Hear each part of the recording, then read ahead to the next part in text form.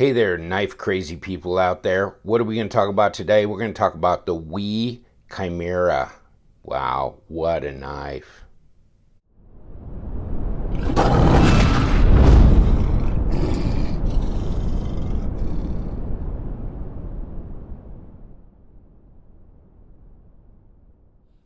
Hey guys, thanks for joining me. Love Them Knives channel, LTK here. What I call the Chimera, and we can go through the pronunciation. It's a knife. It's named after a Greek mythological creature that had a lion's head, a snake for a tail, and a goat's head coming out of its back. And if you don't believe me, it's crazy. I'll give you the link to the mythology thing or whatever. Yes, this thing. Lion, goat's head or dragon can be and could be two heads, and then a snake tail. And yes, I call it the Chimera because I looked it up on Wikipedia or Greek mythology thing, and they said that it's, even though it starts with a C, it's pronounced more of a K. But one person tried to correct me on my Instagram and say it's sh. You want to call it Chimera? Fine. Chimera, that's what I'm calling mine. You can call yours Chimera. You can call yours Chimichanga. You can call it Chim Chim Chiri. I don't care what you call it. I'm calling mine Chimera. So I know we get into that, and I saw Zelric at the Blade Show with Blade HQ talking about this. And yeah, he has since revised the way he pronounces this as well. So are we done? Are we done? It's a great knife. Let's put it that way. And I don't see much of the mythological creature in here. I'm not sure if this is supposed to be the snake's tail. I don't see the lion's head. I don't know the resemblance. But I know one thing. It was a badass monster. And you know what? This is a badass monster too. So I guess that's where we go. That's where we come together with the name. And this one I had anode by Steve at Blades We Love. Blades We Love. Do your stuff with Blades We Love. Unless you're doing your own ano work, I recommend him. He packs it up and ships it back. So whatever he charges you for anodizing, and what you get charged is based on, how complex you want it. So I paid as much as $65. He paid the return shipping, which must have cost him $7 or $8. So, I mean, really net, pretty cool. Okay. In any case, so he kind of did a gold stone wash on these flats, and then the blue underneath too. I just wanted the contrast here for these cracks, and that's what I got. And so, and you know what? This isn't fading. This is not, where you touch it, your skin oils and stuff, dull it right down. That's not doing it here. So that's a good thing too, because I'm going to carry this little beast. Look at that. Bang. And I'll tell you what, another thing I was going to say, think of the name Riot Knives. Because like the Riot Valhalla, it's a beast. It's rugged, it's industrial, and this one is that feel too. Hear that click? That is something.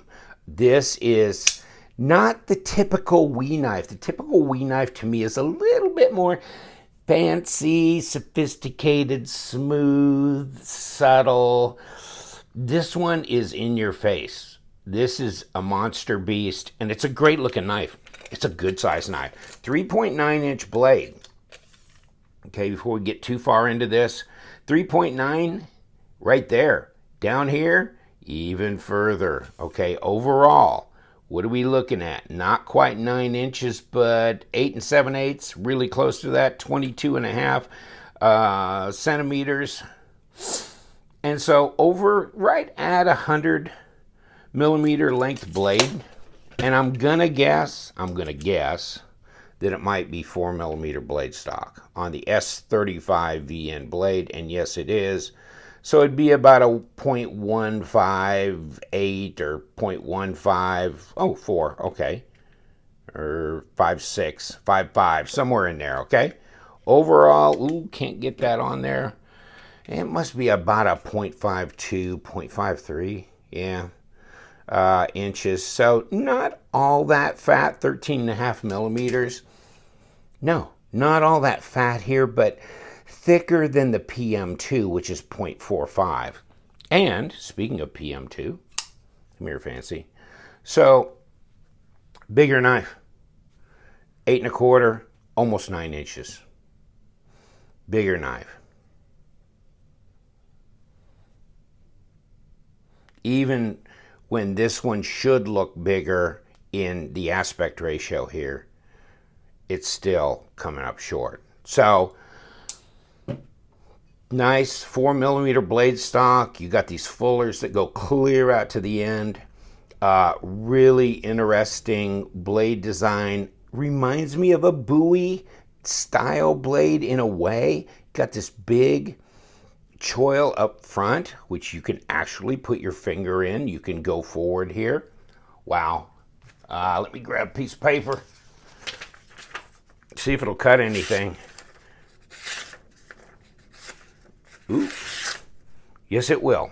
So it comes sharp out of the box. And it's a good looking knife. It's just really, really a good looking knife. Where do you get yours from? Huh? Should be White Mountain Knives. That's where you should be getting it from, because the discount code LTK gives you 10% off. So instead of $253, $25, right? And 30 cents off the price. Where would you get it? Yes.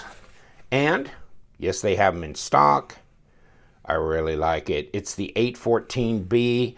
They had one, and damn, I should have taken a picture of that, but they had one with a dark scales, and then this was kind of a hint of bronzish along where these cracks were, and that is no longer available. I guess they came and went.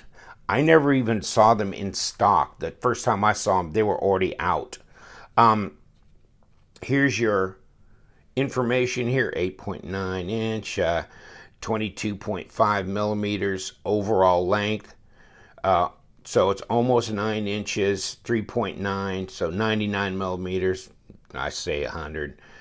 4mm blade stock, all that kind of stuff. Here you go. Flat grind, 0.53 overall thickness, and yes. So, great looking knife.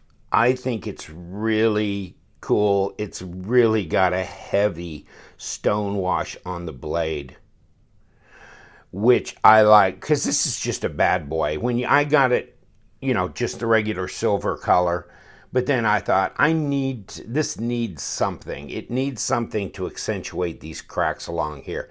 And that's just a real badass design, move right there. I really like that. Flip it over. They don't do it on this side. Now they have these cutaways for the lock bar, obviously. Ceramic bearings. Of course, it's got a hardened steel lock bar in here. Ceramic detent. Obviously, there must be some titanium on this pivot here, or it wouldn't have colored up. Titanium backspacer and pocket clip. Single screw holding it in, but I'm sure there's a milled section. I don't think I took this apart. Obviously, Steve did up at Blades We Love, but you see, really cool, like a suspended backspacer. Then it comes out here to a lanyard hole. There is nothing about this knife that I don't like. There's your blade stop. Flipper tab has a milled out area. It's not overwhelmingly tall. It is jimped on the front. Intuitively, you grab the knife. That is just very intuitive right here. Bam. Just like that. Now, with these grooves here, these fullers that run along here, yes, you can middle finger flick it. And you know what? I can open it with this groove here, and you might be able to flick it forward, but the problem is my fingers are sitting right on that lock bar when I do that. So I don't make it easy to flip open that way, but I can middle finger flick it, and it's from behind this choil area. It's back in here that I'm doing it. How cool is that? So anything I can middle finger flick.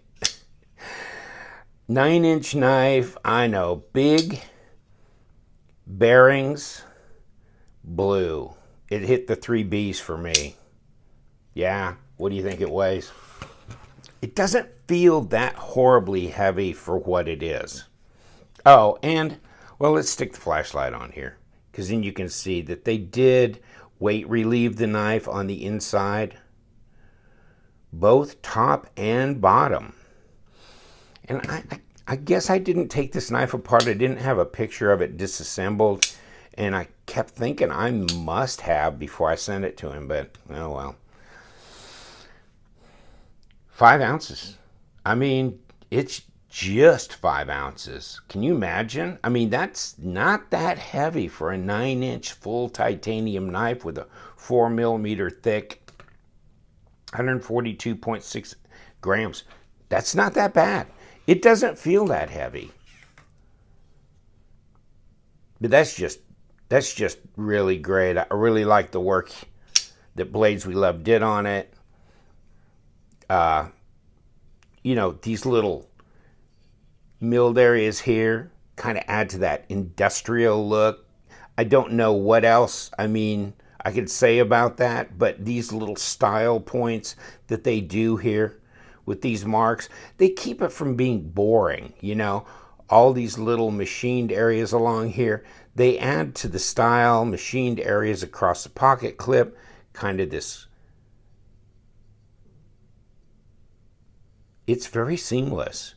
This pocket clip does not take over the backside of this knife. And you know what? It goes right in the pocket real nice. I mean, I carried it yesterday. Man, that's some good. The Detent, and I should have talked about this earlier in my. That's pretty good. I'm trying to fail it. Let me pull it away from the camera. Okay.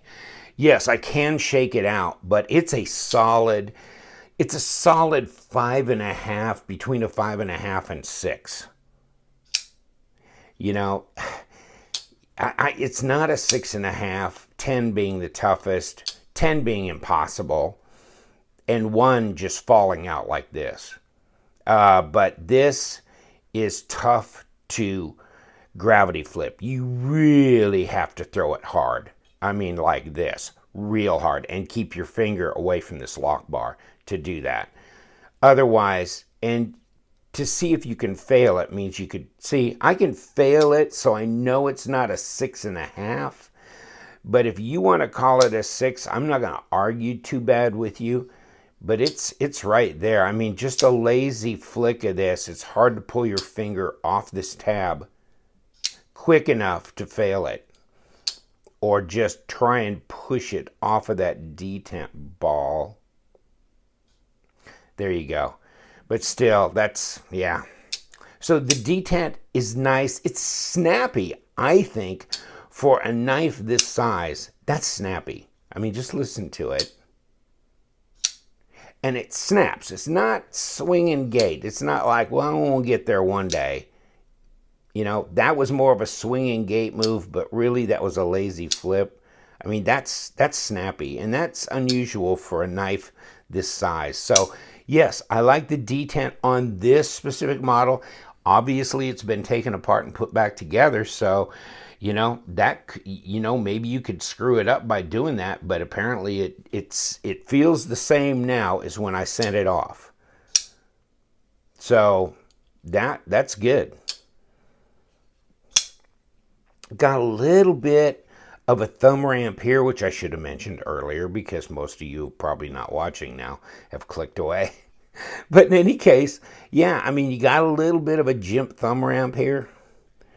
So you can go this way or you can go up here.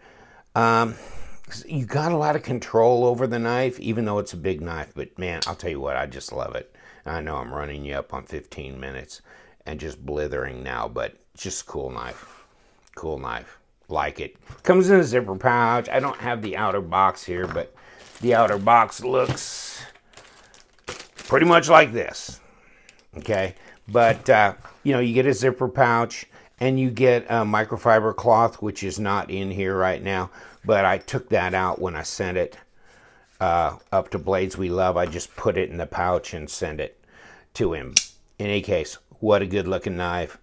Great. I mean, this is, wow. The 614 is a big knife as well, and that knife is one of my favorite WE knives, and I think even Hank, who's the WE knife rep for Europe, called it like a gold standard, or, you know, a landmark knife for WE.